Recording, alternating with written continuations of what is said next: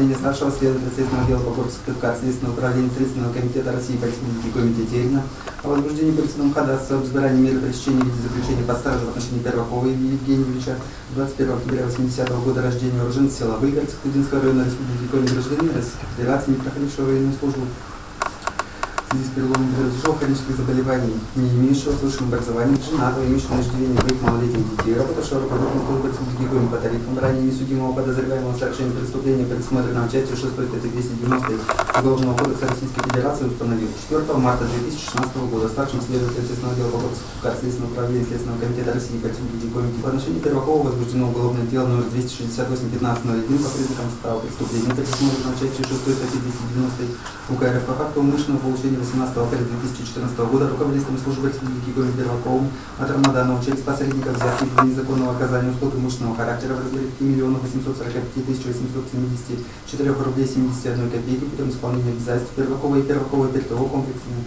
управления проектами по договору купли-продажи квартиры от 31 мая 2012 года за общее покровительство подконтрольных Рамаданову коммерческих организаций. 4 марта 2016 года 21 час 45 минут Перваков задержан по подозрению в совершении вышеуказанного преступления в порядке статьи 91 Уголовно-процессуального кодекса Российской Федерации. Протокол задержания Первакова соответствует требованиям статьи 91-92 ПК РФ порядок задержания подозреваемого судебного.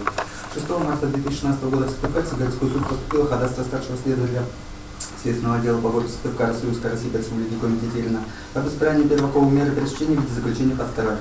В своем ходатайстве следователь обосновывает необходимость избрания в отношении Первакова меры пресечения в виде заключения под стражу тем, что он подозревает совершение преступления, за которое уголовным законом предусмотрено наказание для лишения свободного срока до 15 лет. При этом Перваков, имея заграничный паспорт, может скрыться от органов предварительного следствия суда по тяжести подозрения, а также в силу занимаемого служебного положения, для личного знакомства со свидетелями, часть из которых находится в его непосредственном подчинении, может оказать давление на свидетелей, скрыть или уничтожить предметы и документы, имеющие доказательственное значение по уголовному делу. Данное обстоятельство суд признает исключительным, не позволяющим исправить в отношении подозреваемого Первакова или наиболее мягкую меру пресечения. По этим же мотивам суд считает невозможным применение в отношении Первакова меры пресечения в виде подписки о невыезде, надлежащем поведении залога либо домашнего ареста, поскольку иная мера пресечения на первоначальной стадии расследования уголовного дела не сможет быть надежной гарантией правомерно надлежащего поведения подозреваемого. При этом суд также учитывает содержащиеся в представленных судом материалах сведения о длительном получении Перваковым незаконного вознаграждения от Рамаданова за осуществление общего покровительства подконтрольных ему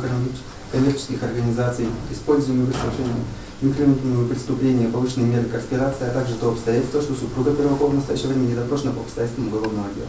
Сведения о наличии Первакова заболеваний, препятствующих содержанию под стражей, суду не представлены. На основании изложенного руководства 308 ПК РФ постановил избрать в отношении подозреваемого Первакова Евгения Юрьевича, 21 октября 80-го года рождения, уроженца села Выгород Сыктывкарского района Республики Коми, меру пресечения в виде заключения под стражу сроком на 2 месяца, то есть по 4 мая 2016 года включительно. Постановление может быть обжаловано в апелляционном порядке в судебную коллегию по уголовным делам Верховного суда Республики Коми через Сыктывкарский городской суд в течение 3 суток со дня его вынесения. Хорошо.